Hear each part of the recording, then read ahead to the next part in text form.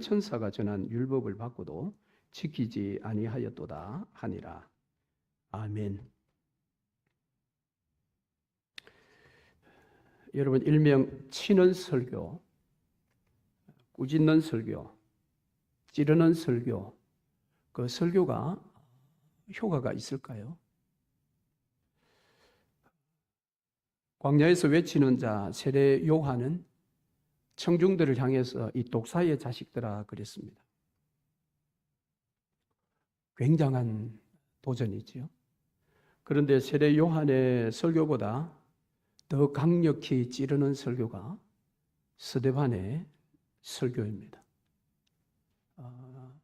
바리새인들로부터 기소를 받아서 재판장에서 최후 변론을 하는 그 최후 진술, 그 진술은 정말 그 어떤 찌르는 설교보다 더 강력한 설교였습니다. 마치 그의 이 최후 변론은 이 청중들의 마음을 톱으로 켜는 것처럼 아주 강력했습니다. 그래서 청중들은 이 스데반의 마지막 최후 변론인 이 설교를 듣고 그를 향해 이를 갈았다. 큰 소리를 외치며 자신들의 귀를 막았다. 그리고 일제히 달려들어서 성 밖으로 끌고 나가 돌을 들어 그를 적결 처형을 했습니다. 여러분, 이것이 복음의 역사라고 할 수 있을까요? 분명히 스데반의 설교는 최후 진술이지만 복음을 전했는데 어떻게 이런 반응이 나왔을까요? 스데반은 오늘 이 사내들인 공회의 재판정에 섰습니다. 이 사내들인 공회 1차 재판의 안건은 예수의 십자가 처형이었습니다. 그래서 그들의 판결대로 예수가 십자가에 처형되었습니다. 사내들인 공회의 2차, 3차 사건은 바로 이 제자들을 감옥에 투옥시키는 것과 채찍질하여 내보내는 것이 2차, 3차 재판이었습니다. 이런 재판을 했던 이 사내들인 공회는 바벨론 포로 70년의 세월을 마치고 2차 귀환할 때의 지도자였던 에스라가 페르시아의 허락을 받고 유대인의 자치기구로 만든 공회였습니다. 바로 이 공회에 이제 4차 재판이 일어났는데 4차 재판에 스데반이 지금 서 있는 겁니다. 그의 기소 제목은 이 성경과 율법을 부정했다라는 것입니다. 그래서 기소된 이 스데반은 바로 이 재판 기회를 자신의 변론의 기회죠. 이 변론의 기회를 복음을 전하는 기회로 그가 삼았습니다. 그래서 이스라엘 백성의 역사, 구약의 역사, 약 2500년의 구약의 역사를 아주 간략하게 요약해서 그것을 복음에 담아 그들에게 지금 외치고 있습니다. 그의 설교는 아브라함으로부터 출발을 해서 요셉을 거쳐서 모세까지 그렇게 이어지다가 마지막 성전이라는 이 주제를 가지고 그의 변론, 설교의 결론을 맺었습니다. 그런데 이 이야기는 이스라엘 백성들이라면 누구라도 다 아는 이야기입니다. 우리도 알고 있죠. 아브라함의 이야기, 요셉의 이야기, 모세의 이야기. 누구라도 다 잘 알고 있는 이 이야기를 자신의 목숨이 달린 이 마지막 최후 진술에 사용했다. 그것도 그가 이 재판으로 말미암아 죽을지도 모르는 이 마지막 설교의 순간에 청중들이 다 아는 이야기. 청중들은 거의 다가 바리새인들입니다. 바리새인들은 구약의 정통한 자들입니다. 그들에게 다 아는 이야기를 복음이라고 전했다. 너무 무모한 설교 아닙니까? 아니 너무 위험한 설교 아닙니까? 구약의 정통한 자들 앞에 집사인 스데반이 뻔한 이야기를 하고 있다. 그래서 이 스데반의 설교에 대해서 그 조지 버나드 쇼라는 사람은 너무 이건 뻔한 말을 함으로 청중들을 지루하게 했다, 이렇게 평가했다고 합니다. 그러나 그런 평가는 별로 그렇게 사람들에게 받아들여지지 않습니다. 오히려 이 스데반의 설교는 위대한 복음의 메시지라고 사람들이 다 평가합니다. 그래서 영국의 유명한 그 로이드 존스 목사님은 이 스데반의 설교, 오늘 이 사도행전 7장의 내용을 가지고 38회 설교를 했다고 합니다. 그러니까 38주를 설교를 한 겁니다. 1년 동안, 거의 1년 동안 이 스데반의 설교만 가지고 주일 강단에 서셨다라는 겁니다. 맞습니다. 이 스데반의 설교는 정말 탁월한 설교가 분명합니다. 왜냐하면 6장에 보면 그가 집사로서 이 성령과 지혜가 충만했고 그는 말을 할 때 지혜와 성령을 따라 말하는 자였다라고 누가가 증언하고 있기 때문에 그렇습니다. 자, 그럼 그가 최후 진술한 그 내용은 어떤 내용일까요? 참으로 놀라운 말입니다. 오늘 우리가 다 읽지는 않았습니다만은 사도행전 7장 1절부터 전체까지가 그의 내용인데요. 이런 이야기를 한 겁니다. 지금 그가 두 가지 죄목으로 기소를 당했잖아요. 성전과 율법입니다.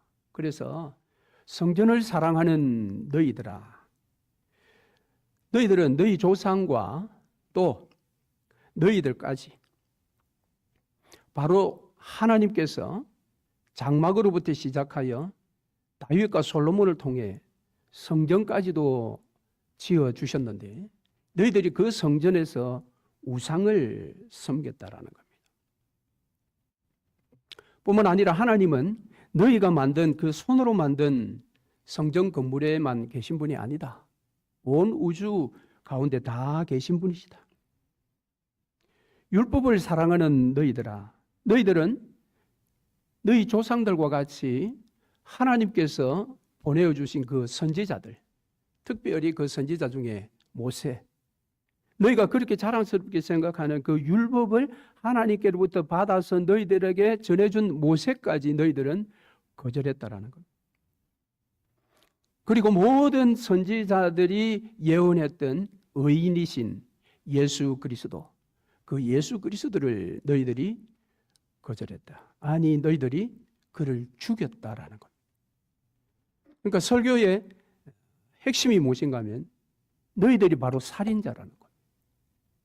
이게 스데반 집사의 메시지의 핵심입니다. 그러니까 이 설교의 핵심은 청중들의 마음을 찢어놓기에 충분했습니다. 정말 세도 너무 셌죠. 독사의 자식들아, 이 정도와 비교할 수 없는, 너희가 바로 그 살인자야.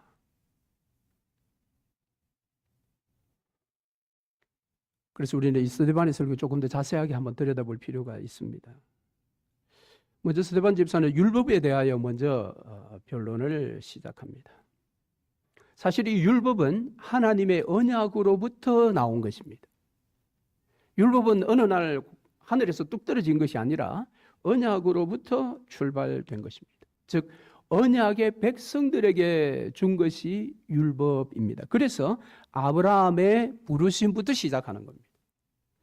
갈대아 우르에 있을 때 하나님께서 그곳에 아브라함을 찾아가셔서 아브라함을 약속의 땅으로 불러내셨다라는 겁니다. 그런데 이 하나님의 부르심 앞에 아브라함이 땅에 대한 어떤 그런 말을 들었기 때문이 아니라 땅을 줄 것이라는 이 약속, 언약을 붙들고 갈대아 우르에서 나왔다라는 겁니다. 왜냐하면 그 부르신 하나님은 언약의 신실하신 영광의 하나님이심을 그가 믿었기 때문이다. 그래서 이제 약속의 땅 가나안에 와서 이삭과 야곱을 통해 하나님의 그 언약, 이 땅을 너와 너의 후손들에게 주겠다라는 그 언약을 이루어 갈 때에 바로 이 야곱의 12 형제들이 그 형제 중에 한 명인 요셉을 시기하여 그를 애굽의 노예로 팔아버렸다라는 것입니다. 이 요셉이 시기를 받은 원인은 이 요셉이 하나님의 언약을 보았고 그 언약을 붙들었기 때문입니다. 그러니까 언약을 붙든 요셉을 노예로 팔았다라는 것은 너희들이 언약을 거절하고 언약을 배반했다라는 것입니다. 그렇지만 하나님은 그 노예로 팔려버린 애굽에 있는 요셉과 함께 하셨다라는 거예요. 뿐만 아니라 하나님은 그 요셉을 노예의 자리에서 애굽의 통치자까지 올라가도록 이끌어 주셨다라는 겁니다. 즉 요셉에게 이 지혜와 은총을 충만히 더하여 주셔서 그가 그것으로 애굽의 통치자가 되게 했다. 그리고 결국은 버림받은 이 요셉이 그를 버렸던 형제들, 그 형제들을 애굽으로 다 초청했다라는 겁니다. 그래서 그의 설교 14절에 보면 애굽에서 75사람을 청하였다라고 하는 겁니다. 버림받아 노예되었던 그가 오히려 그 가족들의 구원자가 된 것입니다. 그들의 조상들의 구원자가 된 것입니다. 그리고 스데반의 이 변론은 모세의 이야기로 이제 넘어갑니다. 아브라함에게 약속하셨던 그 언약을 성취하기 위해서 하나님께서 모세를 부르시기를 원하셨다라는 겁니다. 그 하나님의 직접적인 부르심 전에 이미 모세의 삶 속에 하나님께서 역사하셨기 때문에 모세가 희미하게나마 내가 이 민족을 위해서 내가 희생해야겠다라는 생각을 가지고 그 백성들에게 다가갔지만 그 백성들은 이 모세를 거절했다고 말합니다. 7장 28절에 네가 어제는 애굽 사람을 죽임같이 또 나를 죽이려느냐. 모세를 그들은 거절했습니다. 모세는 자신을 희생해서 자신들의 민족을 하나님의 언약 가운데로 이끌어 가기를 원했지만 그는 보기 좋게 거절을 당했습니다. 그러나 거절당한 이후 40년 만에 하나님은 그 모세에게 직접 나타나셔서 그를 이스라엘 백성들에게 보내게 됩니다. 그러나 하나님의 직접적인 보내심을 받은 이 모세를 이스라엘 백성들은 처음부터 거절하기 시작했고 그들을 직접 이끌어내어 광야 생활을 하는 40년 내내 모세를 거절했습니다. 39절 말씀에 보면 이런 말씀이 있습니다. 7장 39절요. 우리 조상들이 모세에게 복종하지 아니하고자 하여 거절하며 그랬습니다. 사실 이 언약 성취를 위해서 하나님께서 세운 모세, 그를 통해 하나님은 놀라운 이적과 기사를 행하셨습니다. 애굽에서의 10가지 재앙, 홍해 바다를 건너게 하심, 광야에서 40년 동안 만나와 메추라기와 반석에서 물이 나오게 하는 이 놀라운 기적과 표적을 40년 동안 행했음에도 불구하고 이게 이제 사도행전 7장 36절에 기록되어 있습니다. 너희들은 그를 거절했다. 심지어는 39절에 보면 너희가 그렇게 자랑스럽게 여기는 그 율법을 하나님께로 받아준 그 모세에게 너희들이 불순종하고 거절했다. 오히려 아론과 더불어 우상을 만들어서 너희들이 섬기지 않았느냐. 그래서 하나님께서 너희들을 바벨론의 70년 징계로 보냈다라는 겁니다. 그리고 이제 결론적으로 성전이라는 주제를 가지고 그의 설교를 마무리를 하려고 합니다. 사실 성전의 출발은 성막인 것을 이야기합니다. 너희들이 광야에 나왔을 때에 하나님께서 모세에게 성막의 모든 양식을 보여주셨는데 그 양식대로 모세가 그것을 만들어서 광야 생활 동안 그 성막을 이동시켰고 여호수아를 통해서 가나안 정복하는 그 가나안 땅까지 가지고 들어갔었다. 그리고 이제 다윗 시대가 되었을 때 다윗이 정말 하나님을 사랑하는 마음으로, 하나님을 위하는 마음으로 성전을 짓고자 원했는데 하나님께서 그 마음만 받으시고 그 아들 솔로몬에게 성전을 짓게 하셨다. 하나님께서 이 건물 성전을 짓게 하셨지만, 허락하셨지만 하나님은 그 건물 성전 안에 매여 있는 분이 아니시다. 그분은 팔레스틴, 이스라엘 땅, 그것도 성전이라는 예루살렘 그 성전 안에만 갇혀 계시는 분이 아니라 그분은 너희들 조상인 아브라함을 부르실 때에 갈대아 우르에도 계셨다. 너희 형제들이 조상들이 시기하여 애굽의 노예로 팔아버렸던 요셉이 애굽에 있을 때에도 하나님은 애굽에 함께 계셨다. 하나님은 사람의 지은 건물 안에 계시는 분이 아니라 온 세상 가운데. 왜? 그분이 온 세상을 만드셨기 때문에.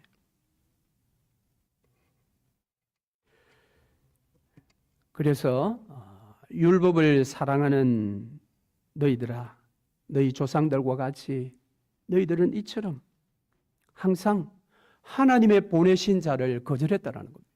그것을 스데반은 너희가 성령을 거슬렀다 이렇게 신약적으로 표현을 했습니다.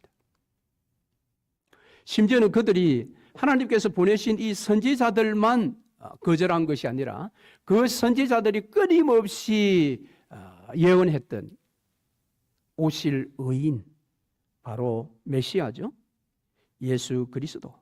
그가 예언대로 약속대로 이 땅에 오셨지만 너희들은 그를 거절했을 뿐만 아니라 그를 십자가에 내어줌으로 그를 죽인 살인자들이야. 너희가 메시아를 죽인 살인자들이야. 내가 성경과 율법을 부정하는 것이 아니라 너희들이 율법을 받고도 율법에 순종하지 않았다고 스데반은 폭로하고 있습니다. 그러니까 오늘 너희들이 자랑스럽게 생각하는 너희들 조상들과 지금 여기에 있는 청중인 너희들은 하나도 다를 바가 없다라는 겁니다. 동일한 자들이야. 여러분, 이것이 스데반의 설교입니다. 정말 놀랍지요. 이스라엘의 2500년의 역사를 이렇게 간략히 요약하면서도 여기에 복음을 담아 설교할 수 있다라는 것은 정말 대단한 것입니다. 이것은 성경이 증언하고 있는 것처럼 하나님의 은혜와 권능이 아니면 감히 이런 설교를 할 수가 없는 것입니다. 그러니까 조금도 부족함이 없는 복음을 설교한 것입니다. 자, 그러면 그 놀라운 복음을 들은 청중들의 반응이 여러분 궁금하지 않습니까? 그 청중들의 반응은 어떻습니까? 오늘 54절을 읽지는 않았습니다만 한번 보시죠. 그들이 이 말을 듣고 마음에 찔려 그를 향하여 이를 갈거늘. 57절. 그들이 큰 소리를 지르며 귀를 막고 일제히 그에게 달려들어 성 밖으로 내치고 돌로 칠세.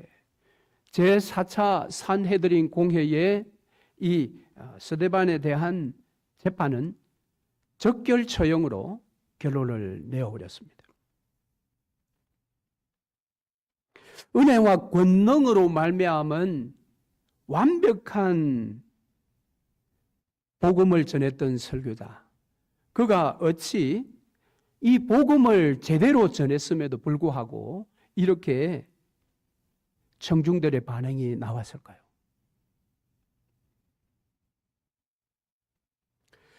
사도행전 2장에 보면 오순절 강림 직후 베드로가 설교를 하게 됩니다. 그때의 베드로의 설교를 들었던 청중들의 반응을 사도행전 2장 37절을 이렇게 기록해 놓고 있습니다. 그들이 이 말을 듣고 마음에 찔려 베드로와 다른 사도들에게 물어 이르되 형제들아 우리가 어찌할꼬 하거늘. 그래서 이날에 반응을 보였던 이들이 회개한 숫자가 3,000명이고 그들이 그날 세례를 받았다. 그렇게 성경은 기록해 놓고 있습니다. 베드로의 설교와 스데반의 설교, 왜 이런 다른 반응이 나왔을까요? 직분의 차이일까요? 한 사람은 사도였고 한 사람은 집사였기 때문에 그럴까요? 아닙니다. 두 사람 다 동일한 메시지를 일단 전했습니다. 자, 오늘 7장 36절을 한번 보시죠. 그런즉 이스라엘 온 집은 확실히 알지니 너희가 십자가에 못 박은 이 예수를 하나님이 주와 그리스도가 되게 하셨느니라. 자, 이 말은 그 사도행전 2장 36절입니다. 이 말은 베드로의 설교 내용입니다. 베드로의 설교 내용이 무엇입니까? 너희가 예수를 십자가에 못 박아 죽였다라는 것. 그러나 하나님이 그를 다시 주와 그리스도가 되게 만드셨다. 그러면 스데반의 설교의 내용과 똑같지 않습니까?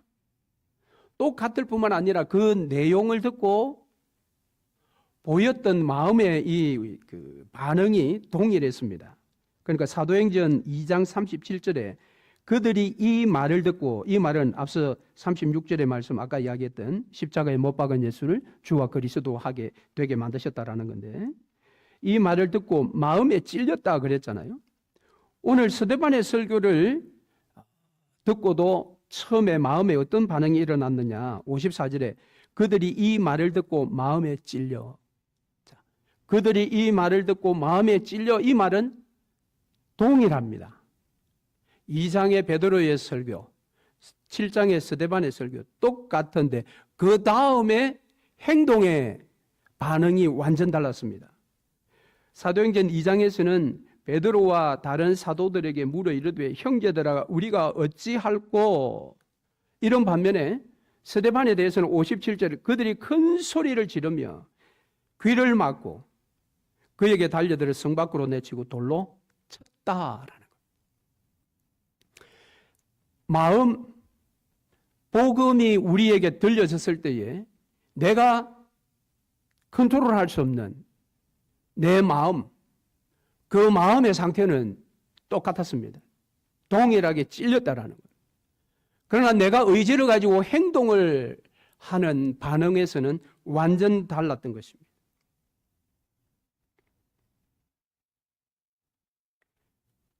동일하게 마음에 찔렸으나 한편에서는 분노하여 돌을 들었습니다.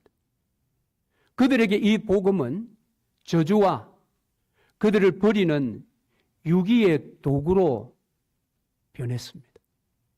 그러나 다른 한편의 반응은 회개케 하고 우리가 어찌할꼬라는 이런 반응은 그들을 축복과 구원으로 이끄는 도구가 되었습니다. 그러니까 동일한 복음이 누구에게는 저주와 유기의 도구가 되기도 하고 누구에게는 축복과 구원의 도구가 되기도 합니다. 자, 그러면 무엇이 이렇게 나누어지게 만들었을까요? 도대체 무엇이? 그래서 오늘 본문 39절 하반절을 한번 보시죠. 사도행전 7장 39절 하반절입니다. 그 마음이 도리어 애굽으로 향하여, 이 말은 무슨 말입니까? 그 조상들이 하나님이 보내신 선지자들 모세, 요셉 끊임없이 거절했던 이유가 뭐냐? 그들 마음에 애굽이 담겨 있었다라는 겁니다. 그 마음이 도리어 애굽으로 향하여. 여러분 그렇지 않습니까?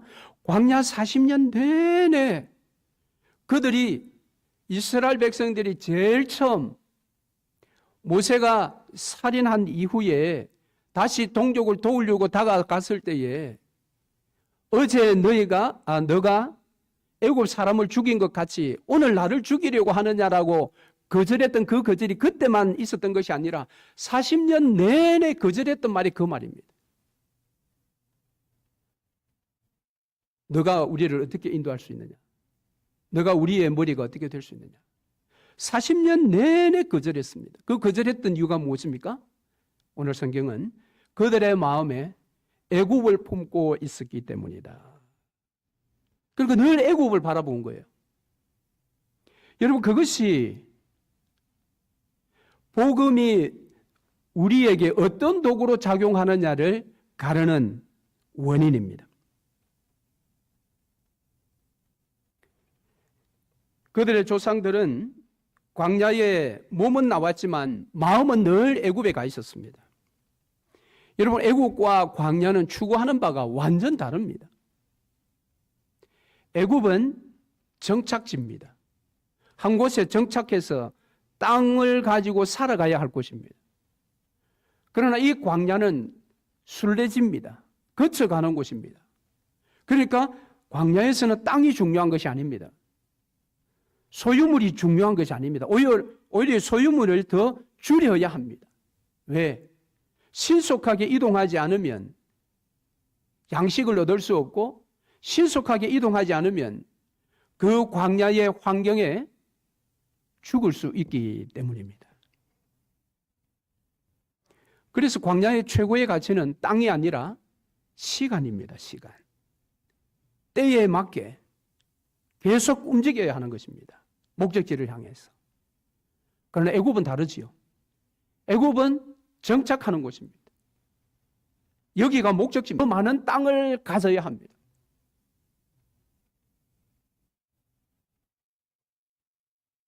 반면에 광야는 그렇지 않다고 했죠. 오히려 광야는 40년의 세월을 보면 하나님이 아니면 살 수 없는 곳입니다. 그곳은. 하나님이 만나와 메추라기를 주지 않으시면 그들을 굶어 죽는 곳입니다. 반석을 통하여 물을 주지 않으시면 갈증으로 죽는 곳이 광야입니다. 그러니까 광야는 하나님 아니면 안 되는 곳입니다. 오늘 우리의 마음에는 무엇이 담겨 있습니까? 애굽이 담겨 있습니까? 광야가 담겨 있습니까?